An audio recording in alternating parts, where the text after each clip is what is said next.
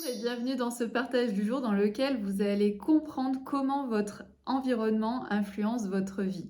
Avant ça, je vous invite à cliquer ci-dessous en description pour pouvoir télécharger votre soin alchimique dédié à votre bien-être et à votre détente. Donc si aujourd'hui vous vous sentez stressé, si vous sentez que vous avez beaucoup moins d'énergie que d'habitude, que vous vous sentez donc fatigué, si vous sentez également que vous dormez moins profondément, eh bien, je vous invite à télécharger donc en description le soin alchimique dédié à votre bien-être.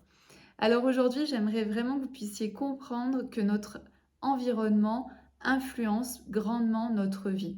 C'est vraiment quelque chose d'incroyable et en même temps de difficile à changer parce que quand je parle d'environnement, je parle autant de l'endroit où vous vivez, que les gens avec qui vous vivez, avec les gens avec qui vous travaillez, etc., etc. Donc, notre environnement, c'est quelque chose qui va se changer avec le temps à partir du moment où on commence à en prendre conscience et à sentir que notre environnement n'est pas forcément bienveillant pour nous. Donc, pourquoi je vous parle de ça? Parce qu'il y a quelque chose qui vraiment nous a choqués ces derniers temps avec Sweet Sweet. Il faut savoir que, on a acheté en fait un appartement il y a très longtemps, sur plan et on a beaucoup de mal en fait à recevoir les clés, à ce qu'il soit fini.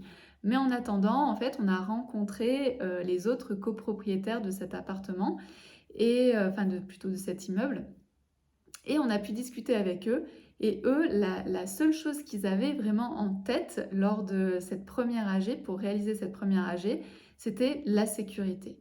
Et nous, avec Sweetit, on s'est dit: «Mais de quoi ils parlent?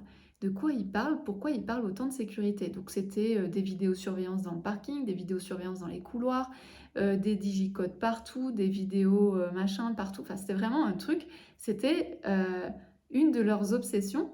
Alors que je pense que sur, un immeuble qui est neuf, on a plein de choses à voir, à comprendre, à vérifier. Mais c'était vraiment le focus était là-dessus, sur la sécurité du bâtiment et donc forcément des personnes qui vont vivre dans ce bâtiment. Et tout ça pour vous dire en fait que nous, on était complètement à l'opposé de ce truc-là, on était complètement déconnectés de ça. Pourquoi? Parce que ici, en fait, en Andorre, eh bien, on peut laisser nos voitures nos clés dans la voiture, on peut laisser nos portes ouvertes, on peut tout laisser ouvert sans qu'il y ait aucune dégradation, sans qu'il n'y ait aucun vol. Et puis à un moment donné, je dis à Sweet Sweet, mais attends, souviens-toi quand nous on vivait à Paris. Pourtant, ça date pas de si longtemps que ça. On est parti il y a un peu plus de 2 ans maintenant de Paris. Et je dis à Sweet Sweet, mais souviens-toi, j'ai été cambriolée. Et on a retrouvé donc mon appartement un peu sans dessus dessous. Il y a plein de choses qui ont été volées, mais bon, pas des choses très importantes au final à mes yeux. Et également, par exemple, quand je prenais le métro, je faisais toujours attention dans le métro. J'étais jamais en mode je bâille aux corneilles et j'étais toujours en fait concentrée sur ce qui pouvait se passer.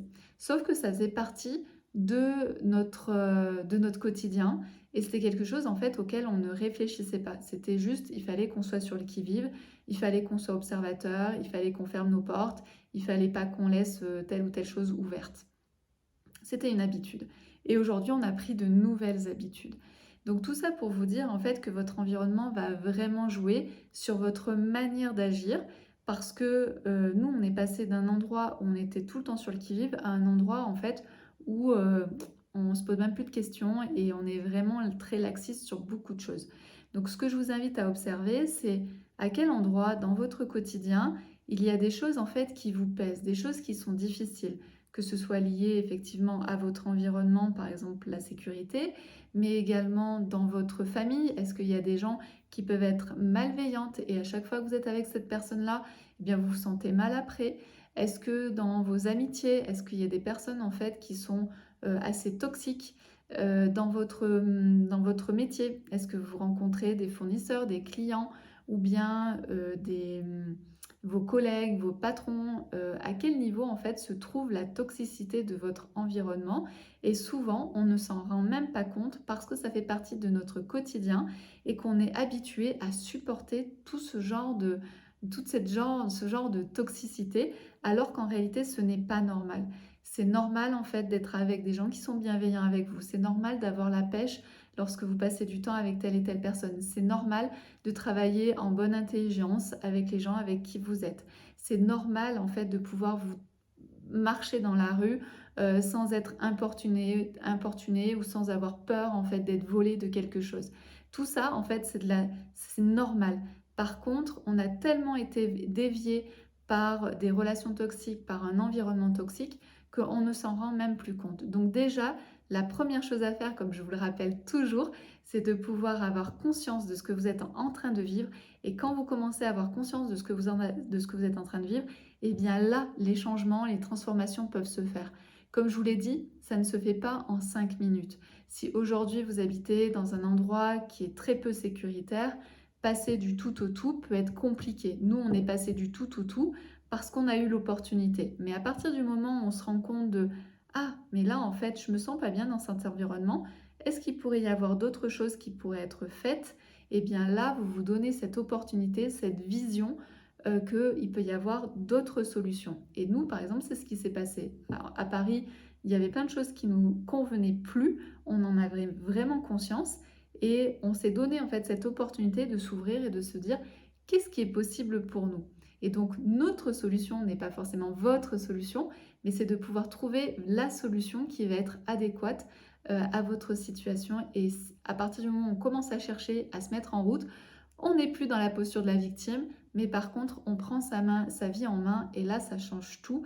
Et même au niveau de l'énergie, ça change tout.